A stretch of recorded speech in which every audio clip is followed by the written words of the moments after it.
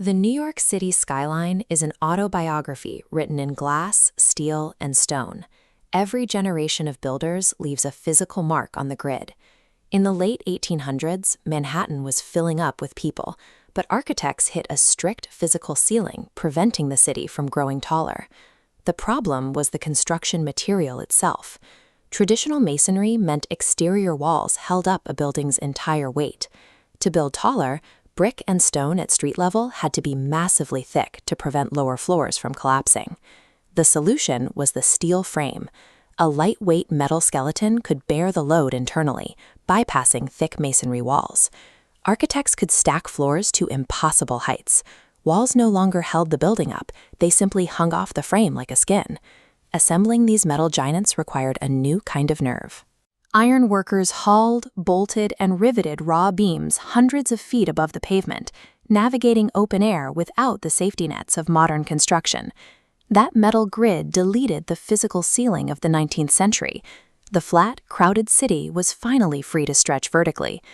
In 1902, the Flatiron Building showed everyone what that freedom looked like.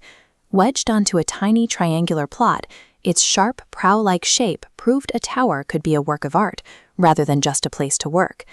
Once the public saw the Flatiron, developers across Manhattan began a fierce competition to claim the title of the tallest building in the world. By 1913, the Woolworth Building secured that crown. Its intricate Gothic spire was designed to project corporate power, dominating the skyline for nearly 2 decades. Architecture had become a highly visible spectacle of progress.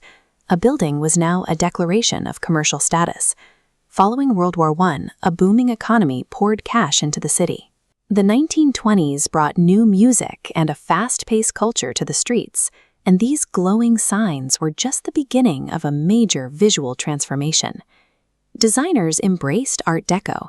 They replaced old-fashioned ornamentation with sharp angles, geometric zigzags, and highly polished materials like stainless steel and chrome. You can see this celebration of the machine age at the top of the Chrysler Building. The exterior is punctuated by gleaming metallic eagle head gargoyles that mirrored the luxury car designs of the era. These vertical lines were designed to draw the eye upward. Every detail was meant to symbolize the feeling of unending progress.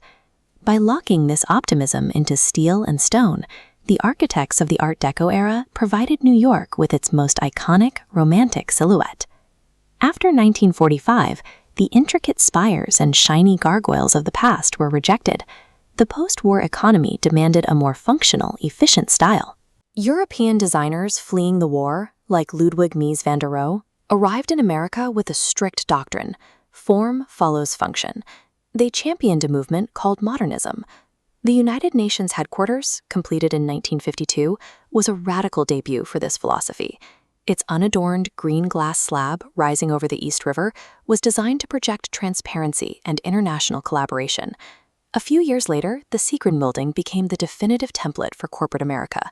Sleek, dark, and set back from the street on its own plaza, it prioritized minimal elegance over decoration.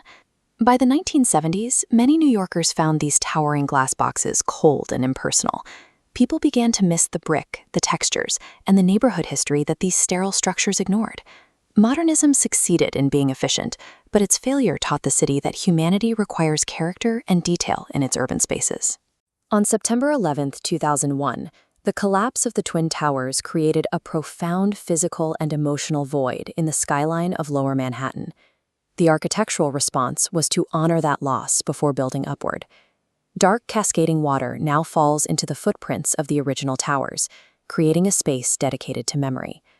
Right beside the memorial, the reflective spire of One World Trade Center reclaims the sky. Standing as a beacon above downtown, it signals the city's ability to recover and look forward. Recent development has prioritized environmental performance. Towers like One Bryant Park now incorporate large-scale rainwater harvesting and energy-efficient materials, while Hudson Yards is engineered with complex waste management and cooling systems hidden beneath its plazas. These projects show that today's builders are focused on longevity.